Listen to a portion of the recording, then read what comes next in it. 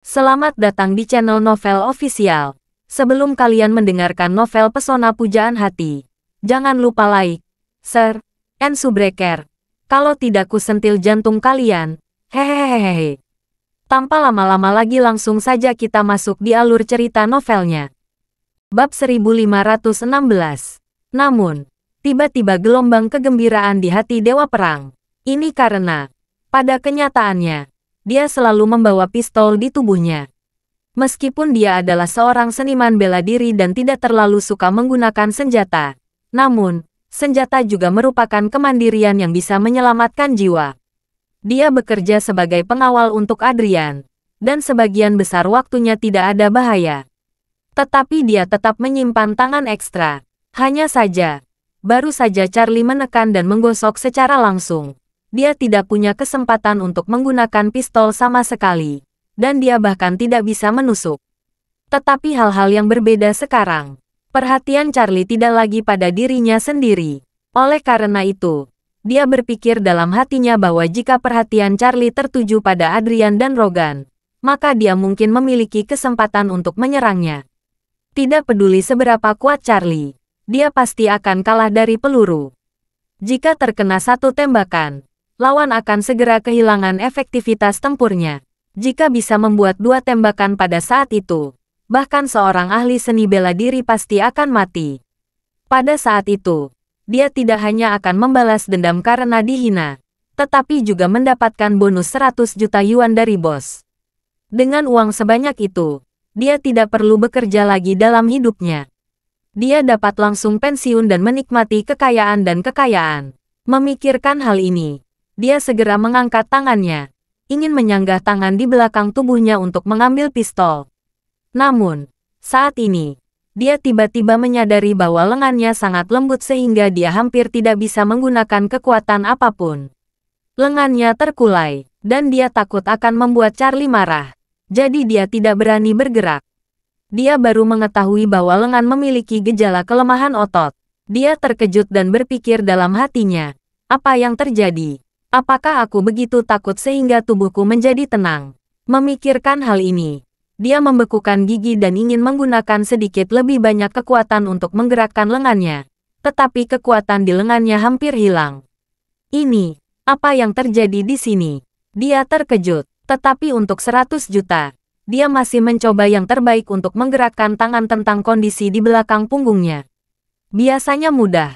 Tetapi sekarang dia telah berusaha menguasainya selama beberapa menit. Dia lelah dan berkeringat deras, tetapi belum berhasil. Pada saat dia merasa bahwa semua kekuatannya hampir habis, dia akhirnya berhasil meletakkan tangannya di belakang tubuhnya dengan susah payah. Dia menyentuh senjatanya melalui pakaiannya. Namun, saat mencoba meraih pistol sama sulitnya dengan pergi ke langit. Saat ini, dia hanya merasakan kelima jarinya. Seperti jari orang lain, tidak bisa bergerak sama sekali.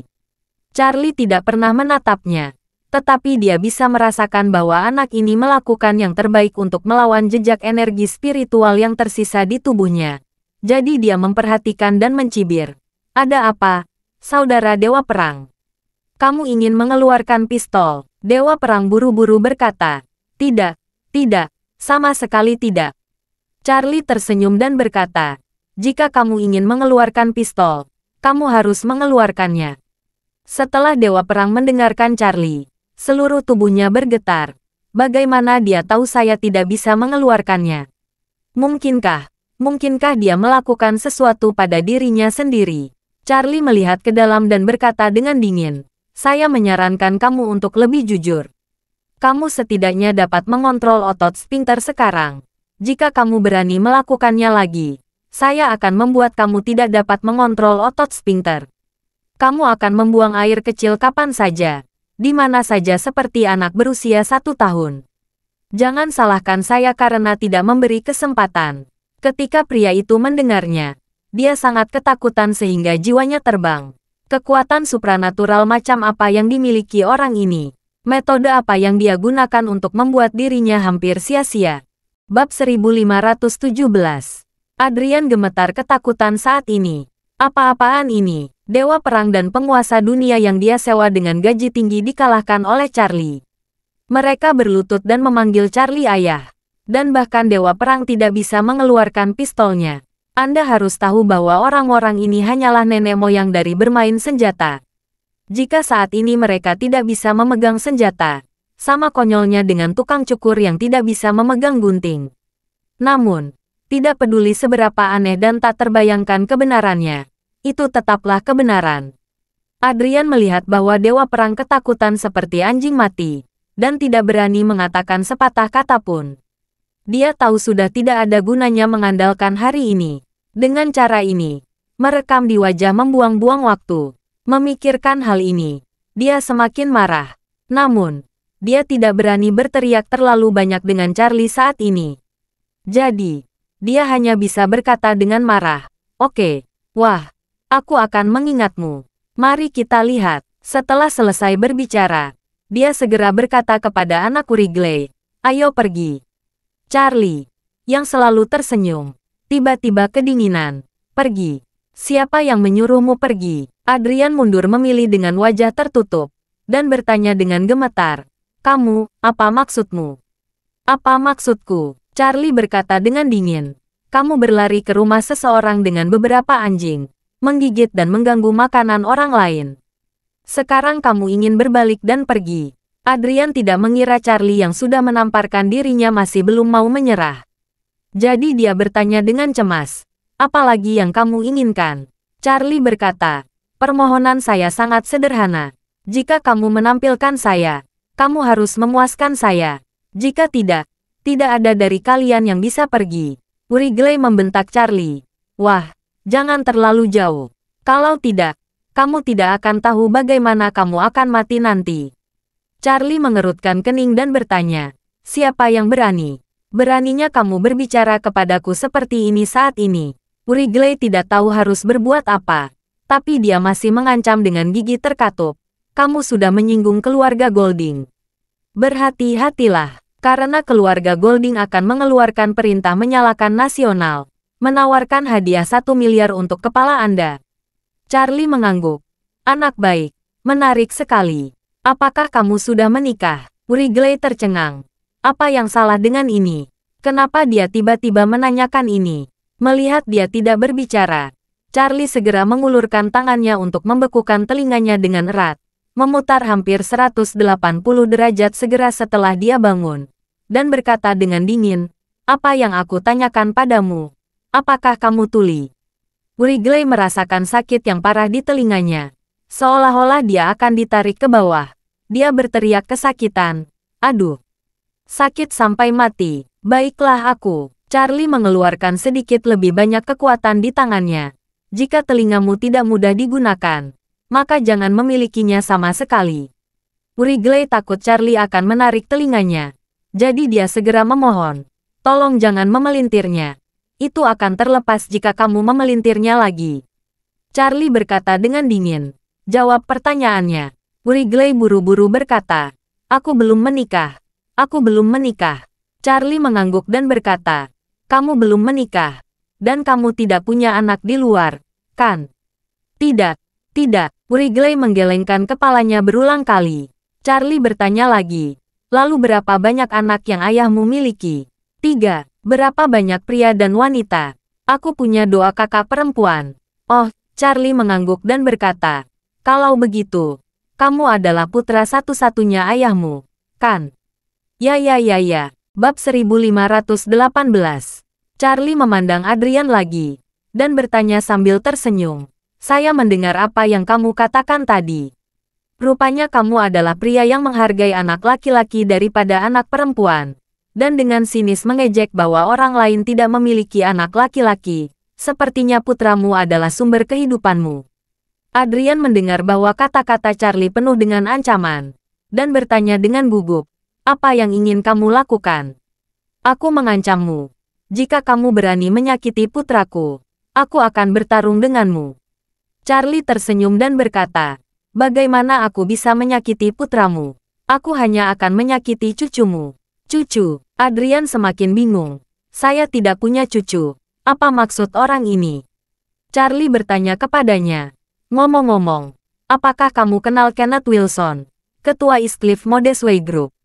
Adrian mengerutkan kening dan bertanya dengan curiga. Saya tahu. Ada apa? Charlie bertanya lagi. Dia memiliki penyakit tersembunyi yang dia dapatkan beberapa waktu lalu. Kamu tahu. Adrian menenangkannya. Jangan berbelit-belit. Katakan saja. Charlie tersenyum dan berkata, penyakit tersembunyi Kenneth hanyalah, benda itu tidak dapat digunakan, tetapi kesuburannya masih ada. Artinya, jika dia menginginkan anak, dia dapat menggunakan inseminasi buatan. Semua orang bingung, apa yang orang ini bicarakan. Pada saat ini, Charlie mencibir dan berkata, namun, putramu tidak seberuntung itu. Mulai sekarang, dia tidak akan bisa memproduksinya. Mengatakan itu, energi spiritual memasuki tubuh Wrigley. Ketika berhadapan dengan Kenneth di awal, dia juga menggunakan Reiki untuk menyegel kejantanannya, membuatnya kehilangan kemampuannya untuk mencari kesenangan. Tetapi itu tidak sampai menyegel garis keturunannya. Kenneth sendiri memiliki anak, jadi kemampuan ini adalah pilihannya. Namun, bagi Wrigley, kesuburan masih sangat penting, karena dia masih muda. Dan ayahnya, Adrian Golding, menunggunya untuk mewarisi keluarganya. Pada saat ini, Wrigley marah dan membentak Charlie. Hanya karena kamu bilang aku tidak subur, lalu aku jadi tidak subur. Apakah mulutmu punya mantra? Charlie berkata sambil tersenyum. Hei, kamu benar. Aku baru saja mengungkapkan, karena aku sudah mengatakan kamu tidak subur, maka kamu tidak subur. Kalau tidak percaya, kamu bisa coba. Semua orang yang hadir saling berpandangan. Mereka semua takut dengan kekuatan Charlie. Jadi mereka tidak berani memarahinya, apalagi menghadapinya. Namun, mereka semua juga merasa bahwa kata-kata Charlie terlalu merusak. Mengutuk orang lain tidak subur. Apakah dia bajingan? Adrian mengertakkan gigi dan bertanya. Oke, apa yang kamu katakan adalah apa yang kamu katakan. Apakah kamu puas sekarang? Bisakah kamu membiarkan kami pergi? Belum. Charlie melambai pada putra Rogan. Wilhelm, ayo nak, kemarilah. Wilhelm mundur ketakutan. Apa yang ingin kamu lakukan? Charlie berkata, aku akan memberikan vasektomi juga. Wajah Wilhelm menjadi pucat, dan dia mundur ke belakang ayahnya dalam 3 atau 2 langkah. Dia tidak berani membalas, atau melangkah maju. Charlie puas tanpa daya, dan berkata, lihatlah penampilan yang membahayakanmu. Untungnya aku lebih unggul, tidak ada masalah vasektomi dari jarak jauh. Setelah berbicara, sedikit energi spiritual keluar. Setelah mendapatkan keduanya, Charlie tiba-tiba ingin memahami satu hal, dan berseru, oh, saya lupa satu hal. Kalian berdua belum terlalu tua, kalian masih memiliki kesuburan kan? Adrian dan Rogan sama-sama menjadi gila. Bagaimana mereka menjadi barang lama? Keduanya berusia 40-an dan 50-an, dan keluarga mereka kaya dan terpelihara dengan baik. Dapat dikatakan bahwa mereka tua dan kuat, dan kekuatan fisik mereka tidak kalah dengan anak muda biasa. Namun, saat ini, mereka berdua tidak tahu apa yang dilakukan oleh Charlie. Tapi Charlie menjentikkan 2 jari dan berkata kepada mereka, oke, kalian bisa keluar. Aku akan berada di East Cliff selama 2 hari ini. Jika kalian ingin membalas dendam, kalian bisa datang kepadaku kapan saja. Tetapi jika kalian ingin berdiskusi denganku, berlutut dulu di pintu villa Paman Golding. Jika kalian tulus, saya mungkin akan mempertimbangkannya. Bab 1519. Adrian sedang melihat orang-orang di sekelilingnya, tidak tahu harus berbuat apa. Meskipun Charlie membiarkan mereka pergi, mereka benar-benar ingin melarikan diri dengan cepat, tetapi mereka tidak berani pergi setelah mendengar Charlie sepertinya belum selesai. Karena mereka tidak mengerti apa maksud Charlie dalam kata-katanya, Charlie juga tidak akan membiarkan mereka mengetahuinya. Ini pasti seperti Kenneth, dan mereka akan mengalaminya sendiri. Jadi, ketika Charlie melihat Adrian dan yang lainnya masih berdiam diri, dia langsung berkata kepada semuanya, dalam 3 detik, jika kalian tidak keluar, kalian bisa tetap di sini. Adrian, seolah menerima amnesti, buru-buru melambai kepada semua orang. Ayo pergi. Adrian ingin berbalik untuk pergi, meninggalkan dewa perang dan penguasa dunia yang masih terbaring lemah. Keduanya juga ingin pergi. Namun kaki mereka benar-benar tidak dapat bergerak sama sekali. Masih ada sisa kekuatan di kakinya. Setidaknya dia hampir tidak bisa berdiri dan terhuyung ke depan. Tetapi karena berlutut pada waktu yang lama, kaki mereka terlalu mati rasa. Mereka tidak bisa berdiri saat ini. Melihat semua orang pergi, keduanya sangat cemas. Mereka berdua menangis. Dan Dewa Perang berseru, "Tuan Adrian, tolong bawa kami pergi." Adrian memarahinya. "Kalian berdua sia-sia. Kalian tidak bisa membunuh orang. Dan kalian sekarang tidak bisa berjalan." Dewa Perang berseru dan berkata, "Tuan Adrian, kaki ini benar-benar tidak berguna. Selama saya bisa berdiri, saya tidak akan berani meminta Anda untuk membantu." Sial, Adrian menarik napas dalam-dalam. Kemudian dia tidak bisa menahan diri untuk tidak melirik Charlie dan berpikir dalam hati, apa yang terjadi hari ini? Siapa anak ini? Bagaimana dia bisa membuat kedua master di bawah komandonya terlihat seperti ini? Padahal, mereka berdua biasanya ahli membunuh orang tanpa berkedip. Ketika mereka menggerakkan tangan dan menggunakan telapak tangan mereka sebagai pisau, mereka dapat memotong batang baja setebal ibu jari dengan satu telapak tangan. Mengapa mereka tidak bisa berdiri sekarang? Tetapi dia tidak berani mengambil keputusan saat ini. Tugas yang paling mendesak saat ini adalah melarikan diri dari sini dengan cepat, dan kemudian membuat rencana jangka panjang setelah kembali. Jadi dia berkata dengan kesal kepada Wrigley dan Wilhelm, "Wrigley, Wilhelm, kalian berdua bantu mereka." Keduanya melakukan apa yang diperintah Adrian. Mereka berjalan ke Dewa Perang dan Penguasa Dunia, membantu keduanya berdiri dengan terlatih-tatih. Adrian tidak berani mengancam Charlie lagi. Tetapi dia sudah memproyeksikan ke dalam hatinya. Masalah hari ini belum akan berakhir. Dia harus menemukan cara untuk membunuh Charlie. Lalu meminta properti dari keluarga Yule. Yule menguasai hampir triliunan aset. Jika benar-benar jatuh ke tangan istri dan putrinya, keluarga Golding akan kehilangan banyak uang. Jadi, dia sengaja berkata kepada Yule dengan wajah gelap, "Kakak beradik, besok grup akan rapat dewan direksi. Sebagai ketua, kamu harus datang apapun yang terjadi. Media juga akan hadir. Rincian Dewan Arahan akan diserahkan ke Komisi Regulasi Sekuritas Tiongkok. Dan apa yang dirilis pemegang saham sangat penting. Jangan lupakan ini. Ada banyak perusahaan dan grup di bawah keluarga Golding. Hanya ada beberapa perusahaan yang terdaftar. Beberapa terdaftar di daratan. Beberapa terdaftar di Hong Kong. Dan beberapa terdaftar di Amerika Serikat. Namun, perusahaan induk di balik perusahaan-perusahaan ini adalah Golding Group. Total nilai pasar Golding Group setidaknya 2 triliun yuan.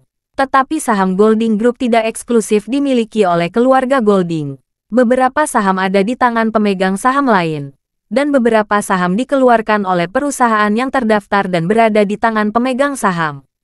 Keluarga Golding memiliki 51% saham Golding Group, yaitu sekitar 1 triliun yuan. Di antara 51% ini, 50% berada di bawah nama Yule. Adrian dan Rogan masing-masing menyumbangkan 25%. Bab 1520. Masuk akal bahwa saudara ketiganya hanya memegang 51% saham, yang sesuai dengan rasio kepemilikan saham absolut. Selama 31 pikiran mereka, Golding Group sepenuhnya berada di bawah kendali keluarga Golding. Tetapi sekarang anak kedua dan ketiga melihat bahwa bosnya, Yule, akan segera mati. Jadi mereka sangat ingin mengambil bagiannya. Sekarang Adrian melihat bahwa rencana untuk meminta saham hari ini tidak akan berhasil. Jadi dia berencana untuk menggunakan Dewan Arah besok untuk terus menekan kakaknya. Bahkan jika dia menolak untuk menyetujui masalah saham untuk sementara waktu, dia harus memaksanya besok untuk memberikan dirinya posisi ketua. Seperti kata pepatah, sebuah negara tidak bisa berkuasa tanpa penguasa selama sehari, dan seekor naga tidak bisa tanpa kepala selama sehari. Dengan matriks industri Golding Group yang begitu besar, tidak mungkin berjalan tanpa pimpinan. Meskipun Yule masih hidup, dia sekarang sakit parah. Jika dia pergi berobat, dia pasti tidak akan memiliki energi untuk mengatur urusan kelompok. Jika dia tidak pergi berobat, dia pasti tidak akan hidup lama. Jadi sekarang adalah saat yang tepat untuk memaksanya mundur. Bagaimanapun, biarkan dia menyerahkan posisi dan kekuasaan ketua terlebih dahulu. Kemudian dia akan perlahan-lahan merencanakan bagian dari saham di tangannya. Jika tidak berhasil, maka gunakan trik yang paling ekstrim. Setelah kematian kakak tertua, bunuh istri dan putrinya. Dengan cara ini, bagian keluarga mereka yang terdiri dari 3 orang secara alami jatuh ke tangan dan adik bungsu mereka. Hanya saja dia tidak berani menggunakan metode ekstrim seperti itu. Oleh karena itu, Heathcliff menyembunyikan naga dan harimau berjongkok, dan banyak petinggi mengetahui situasi klan utama dengan baik. Pada saat itu, kelompok orang-orang di atas masyarakat Heathcliff ini akan mengetahui bahwa mereka telah membunuh keluarga kakaknya. Dalam hal ini, dampaknya pada keluarga Golding akan terlalu besar. Bagaimanapun, setiap lingkaran memiliki aturannya sendiri. Di lingkaran raksasa Heathcliff, siapapun yang berani membunuh satu sama lain akan menjadi objek yang dilihat semua orang. Pada saat itu, aset, kontak, status, dan prestise keluarga Golding semuanya akan menyusut secara signifikan. Jadi, dia masih cenderung melakukan akal-akalan. Yule mendengar menyebut rapat Dewan Arah dan tahu bahwa dia ingin menggunakan Dewan untuk menekan dirinya sendiri. Kini tahun baru semakin dekat. Banyak perusahaan yang terdaftar mulai membuat ringkasan tahunan, merilis laporan keuangan tahunan, dan mengumumkan kepada orang-orang di seluruh negeri bahwa grup perusahaan besar seperti Golding Group secara alami menarik perhatian. Dan sekarang dia sakit parah. Jika dia berpartisipasi dalam Dewan Arah dan dilihat oleh orang-orang di seluruh negeri seperti ini, kepercayaan orang-orang di seluruh negeri pada Golding Group akan sangat berkurang. Nilai saham pasti jatuh, dan pemegang saham pasti akan menghadapi kerugian yang lebih besar.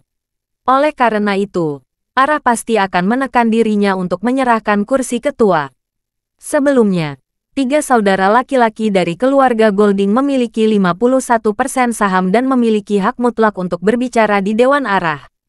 Pemegang saham lain tidak memiliki kemampuan untuk memaksa mereka melakukan sesuatu. Tetapi hal-hal yang berbeda sekarang.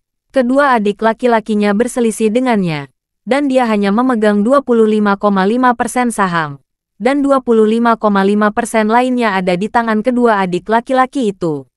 Jika keduanya tidak setuju dengan dirinya sendiri dan beralih ke anggota dewan lainnya untuk ketidakmampuan dirinya sendiri, 25,5% sahamnya tidak akan bisa melawan mereka. Selama saham gabungan mereka melebihi 51%. Mereka dapat secara wajar dan sah memakzulkan diri mereka sendiri dan memaksa dirinya untuk melepaskan jabatan ketua kelompok. Memikirkan hal ini, dia berkata dengan ekspresi muram, "Adrian, aku tahu apa yang ada dalam otakmu. Tapi jangan khawatir, selama aku, Yule, masih bernapas, aku akan hadir di rapat dewan besok. Tidak peduli apa yang kamu mainkan, aku tidak akan membiarkanmu berhasil." Terima kasih sudah mendengarkan cerita novel Pesona Pujaan Hati. Sampai jumpa di novel selanjutnya.